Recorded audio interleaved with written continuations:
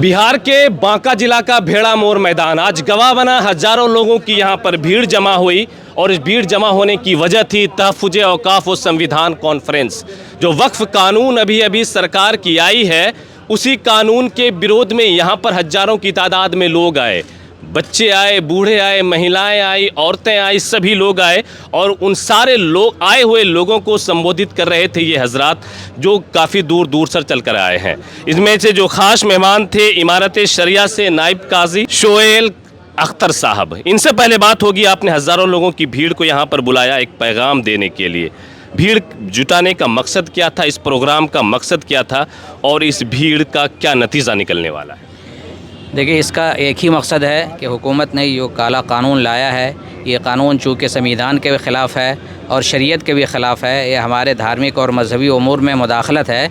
ये हुकूमत ये कानून वापस ले ले, इसका एक ही मकसद था। और इसके लिए जो भी हमें तरीक़ेकार इख्तियार करना पड़ेगा, मुस्लिम फैसला बोर्ड की जो भी हिदायत आएगी, इमारत शरिया और जमीयत उलमा के बुज़ुर्गों की जो भी राय होगी, मशवरे से इस लड़ाई को आगे लड़ी जाएगी और इंशाअल्लाह इस लड़ाई को हम जीत कर रहेंगे। ये हमारी ज़िद है जो है। सिर्फ 2 दिन के बाद यानी कि 5 मई को सुप्रीम कोर्ट में सुनवाई होनी है।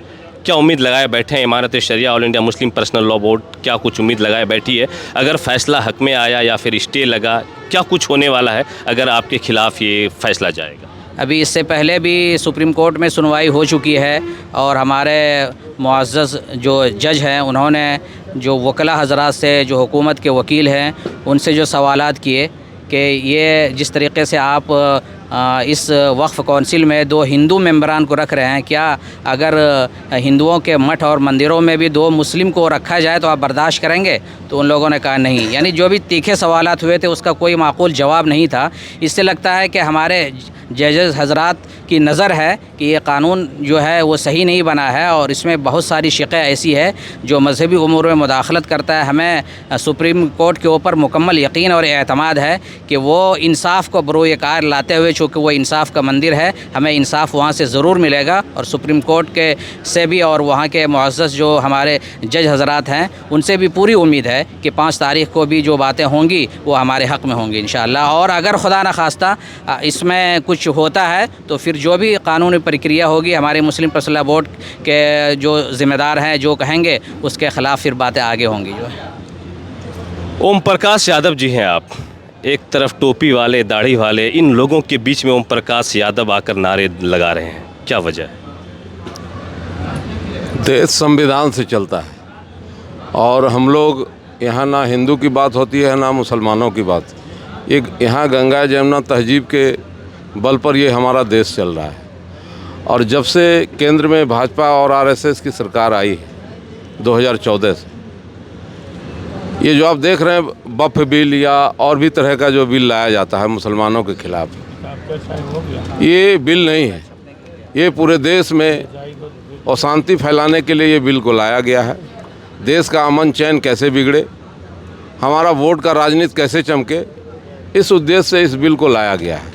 ओम प्रकाश यादव का पूरा साथ है इन लोगों को? सिर्फ ओम प्रकाश यादव का ही नहीं, जो सेकुलर में विश्वास करते हैं और इस फासिस्ट ताकतों का जो विरोध करते हैं, यहाँ का 80% हिंदू इस काले कानून का विरोध करती है। सिर्फ ओम प्रकाश यादव की कोई औकात नहीं है।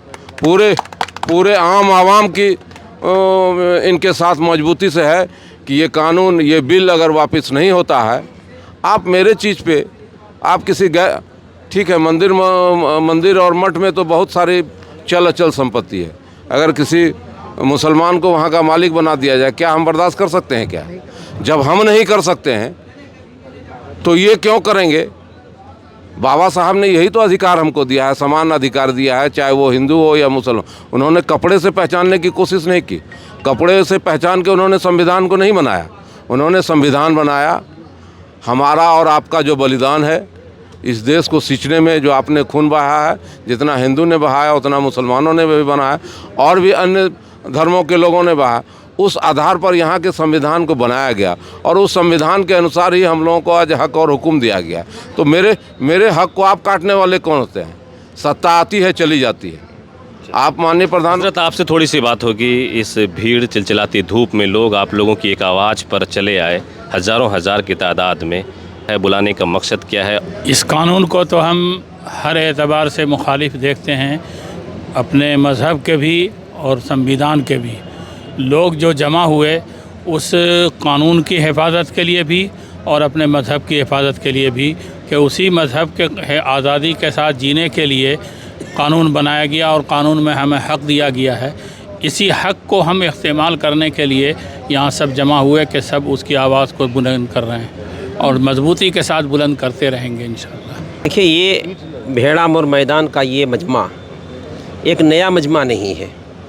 आप देख रहे हैं कि पूरे मुल्क में एक एक दिन में 4 जगह 5 जगह प्रोग्राम हो रहा है, जिससे अंदाज़ा होता है कि वक्फ़ जो कानून और जो बदलाव 40 कानून पास किए गए हैं, उनमें से अक्सर ऐसा कानून है जो मुसलमानों को खाई और गड्ढे में डालने वाला है, आइन के साथ बहुत छेड़छाड़ होने वाला है। इसलिए मुसलमानों ने इस मुल्क को आज़ाद करने में जिस कुर्बानी को पेश किया, जो अहम रोल अदा किया है, मुसलमान इस मुल्क की तहफ़्फ़ुज़ और इसकी सुकून को बहाल रखने में भी जो कुर्बानी करनी होगी वो करने को तैयार है। आपने लोगों के जज्बात और जुनून को भी देखा। इस चिलचिलाती धूप में, ये धूप की तमाज़त और मार में भी लोग खड़े रहे और इस बात को एहसास दिलाया भेड़ा मोड़ मैदान से कि हम अकाबिर all India Muslim personal law board, Imarat Shariah, Jamiat Ulama और तमाम मिली जमातों के सरबराह का जब हुक्म होगा तो आज पसीना बहा रहे तो पसीना बहा रहे हैं, ज़रूरत पड़ेगी तो हम लोग खून बहाने के लिए तैयार रहेंगे। और इस पैगाम को आम करने की कोशिश की है। आज एक मसला नहीं है, इसमें कई मसले। मैंने आपसे कहा वक्फ यूज़र ज़िंदा में जो हमला हुआ है, मरने के बाद भी हमारी जगह को छीनी जा रही है कि कब्रिस्तान छीन लिया जाएगा, दफन नहीं होगा। आपने यूपी के एक मामला को देखा कि नहीं, और एक आदमी का स्टेटमेंट भी आया कि नहीं अब उसे भी जला दिया जाए। मुसलमान कहाँ तक बर्दाश्त कर सकता है? हमारी जब मस्जिद नहीं रही तो हम अपनी तशख़्ख़ुस में बाकी नहीं रहेंगे तो हम ज़िंदगी क्यों अपने आप को कैसे गुजार सकते हैं? मुसलमान इसे बर्दाश्त नहीं कर सकता है किसी भी हाल में। क्या कहेंगे जाकिर साहब, कम शब्दों में आप? देखिए, ये भीड़ देख के आपको पता चला होगा कि मोदी के तरह हम लोग ढो ढा के नहीं लाए हैं। मोदी भी आएंगे तो इतनी भीड़ नहीं आएगा, बशर्ते वो पैसा खर्च नहीं करे, अडानी अंबानी का पैसा नहीं ले। अच्छा। हाँ, ये जो काम हो रहा है ये दिल से हो रहा है। और इस तरह से क्यों लोग इस धूप में थे? इसलिए थे कि उनके शरीयत पर हमला है, उसके नमाज पर हमला है। मस्जिद नहीं रहेगी तो नमाज कहाँ पढ़ेंगे? जीने का कोई मकसद है। यहाँ अल्लाह ताला हम लोगों को क्यों भेजा है कि आप मेरी इबादत कीजिए, जो हम बताए हैं, जो रास्ता बताए हैं उस पर चलिए। तो जब हम चल ही नहीं पाएंगे तो फिर हम लोगों के लिए क्या है? मर मिटना है। इसलिए कहेंगे इलियास साहब आप? जी, ये कानून सरासर मुसलमानों के जो कॉन्स्टिट्यूशन में दिए गए फंडामेंटल राइट्स है उसके अगेंस्ट है। इस वजह से कि इसमें एक चीज़ जो बहुत लिखा गया है कि प्रैक्टिसिंग मुस्लिम होना ज़रूरी है। ये मुल्क दान और पुण्य के लिए लोग दान करते रहे हैं। अब अगर मैं मुसलमान हूँ, मैं अपनी चीज़ दान करना चाहूँ तो प्रैक्टिसिंग मुस्लिम में उसके कुछ वजाहत और एक्सप्लेनेशन नहीं, वो कैसा हो सकता है कि वो कहेगा कि दाढ़ी होनी चाहिए, किसी के पास दाढ़ी है तो टोपी नहीं है। तो मतलब ये कि मेरी मर्ज़ी है, मैं जब चाहूँ अपनी प्रॉपर्टी को वक्फ करूँ, सवाब के लिए, पुण्य के लिए दूँ। तो सरासर जो कानून है वो बिल्कुल जो फंडामेंटल राइट्स के ख़िलाफ़ है और इस्लाम और धर्म के ऊपर हस्तक्षेप है। इसलिए मुसलमान इसको बर्दाश्त नहीं करेगा। 5 तारीख को जो फैसला आएगा उसके बाद हमारे बुज़ुर्गों का और कायदीन का, हमारे लीडरान का जो हुक्म होगा, इंशाअल्लाह हम उसके लिए तैयार हैं। वाजिद साहब, आप भी कुछ कहना चाहेंगे?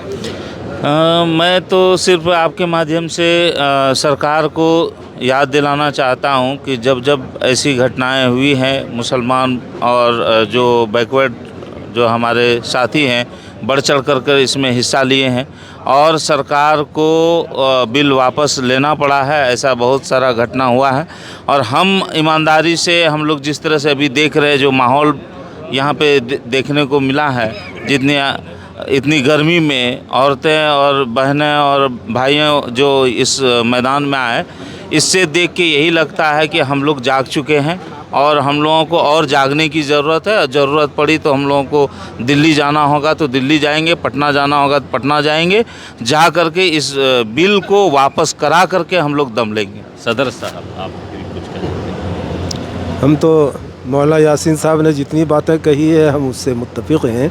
चलिए, ये तस्वीरें सिर्फ आज भेड़ा मोड़ से नहीं निकल रही है, इससे पहले भी ढेरों तस्वीरें अलग अलग शहरों से, अलग अलग स्टेटों से निकलकर सामने आती है।